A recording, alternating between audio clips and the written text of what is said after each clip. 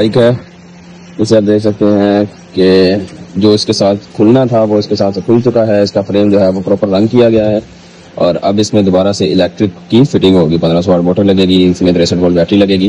तो ये आप देख सकते हैं।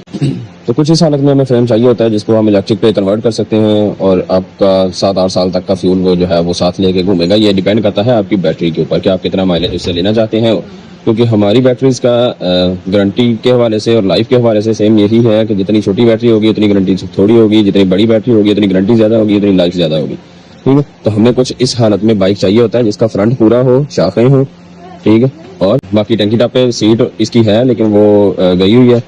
कस्टमर ने लेमिनेशन के लिए कहा था तो लेमिनेशन के लिए गई हुई है, सीट भी वॉशिंग के लिए। तो बाकी टायर जो है वो मोटर फिटिंग के लिए गया हुआ है। फ्रेम इसका कलर हो चुका है। मतलब ये है कि इंजन के पैसे ही अगर आप ऊपर खर्च कर देते हैं तो आपको कुछ इस तरह का बाइक मिलेगा जैसे ये खड़ा है।